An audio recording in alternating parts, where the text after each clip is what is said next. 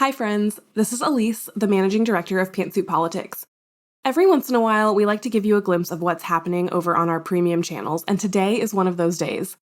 Yesterday, Beth released a premium episode about how complicated the choice to get married can be for a person with disabilities. We love our premium spaces, in part because they allow us to step back from the main headlines of the day and dive deep into important issues like this one. And of course, we dive deep into the headlines as well, but we also have the space to do things like this. We hope you enjoy this free episode of More to Say, one of our premium shows. And if you're not already part of our premium community, we really hope you'll consider joining us either through Patreon or Apple Podcast subscriptions. The links to do so are in the show notes. This week is such a year. There's a Republican presidential primary debate tonight. Tomorrow, House Republicans will hold their first impeachment inquiry hearing. Saturday is the deadline to fund the government. It's a lot. And we will get to all of it, I promise. But today, I want to go in a totally different direction. I want to talk about marriage and disabilities. On a Wednesday afternoon this month, September 13th, 20 couples gathered on the National Mall to get married.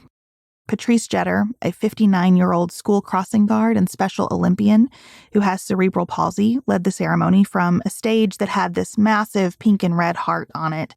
She wore a rainbow gown and a matching headpiece and a sash that read, "Love is love." And while the couples married, they chanted, "We would like to get married and be able to go to the doctor." Today, there's more to say about the financial trap created when a person with disabilities gets married.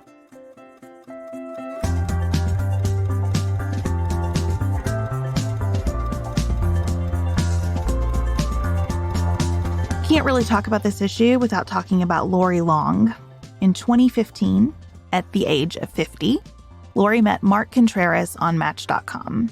She found herself engaged in emails that just felt special.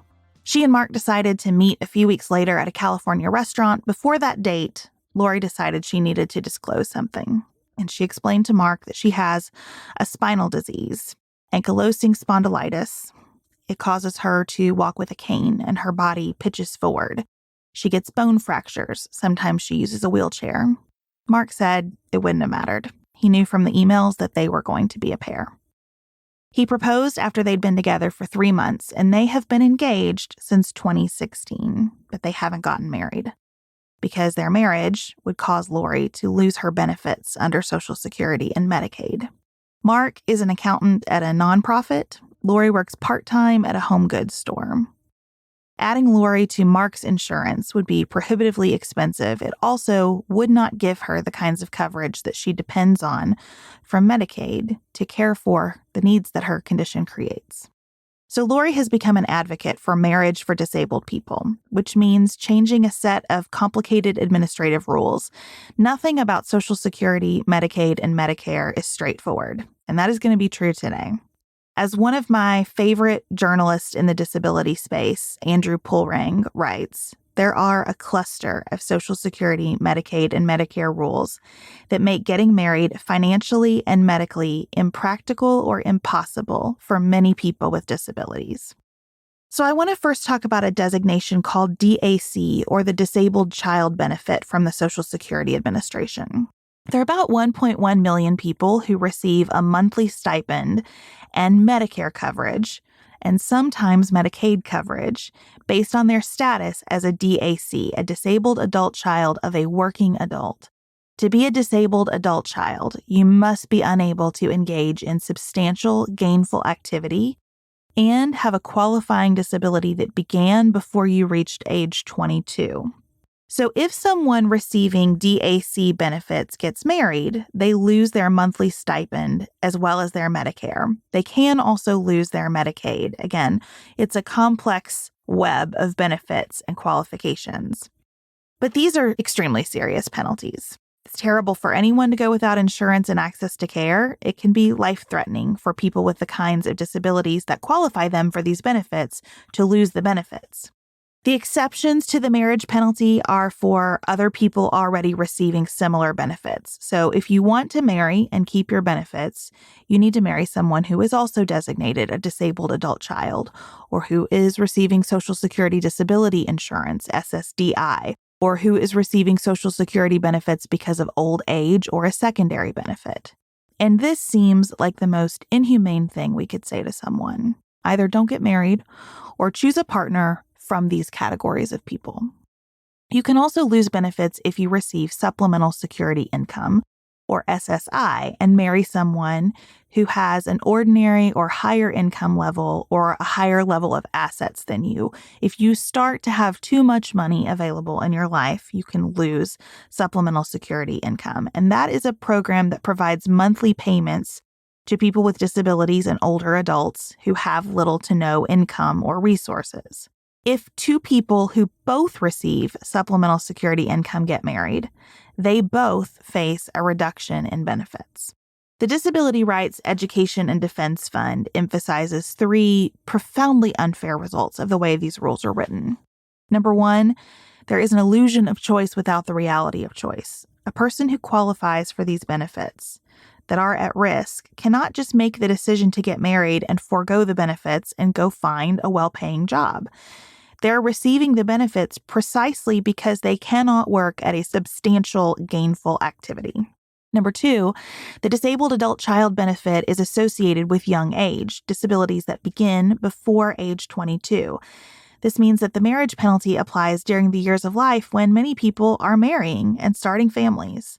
And number 3, the United States has historically organized our systems that deliver medical care and support to people with serious disabilities through Medicare and Medicaid. So forgoing these services is just not a realistic option for people with significant disabilities to continue to have the medical care that is required for them.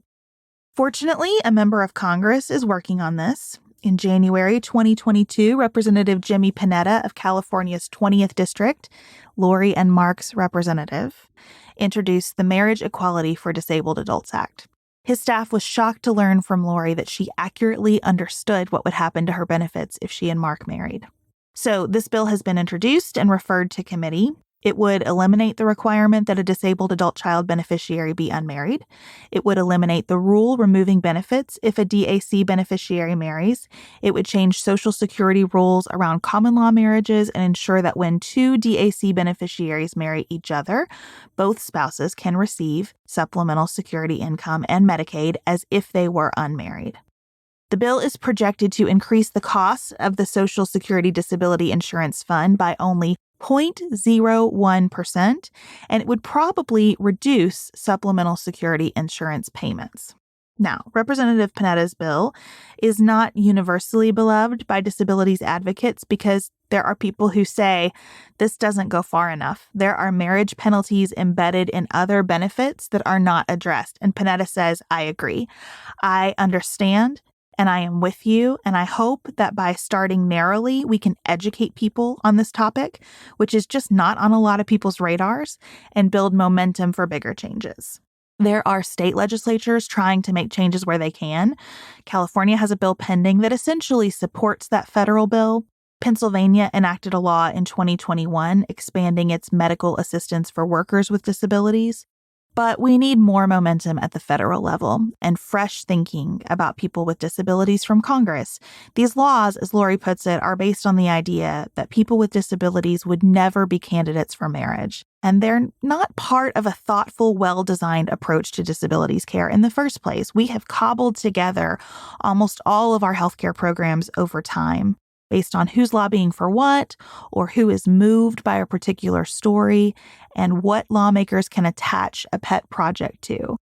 So it's done with good intentions, but we build layers on top of layers without a cohesive look at the net effect.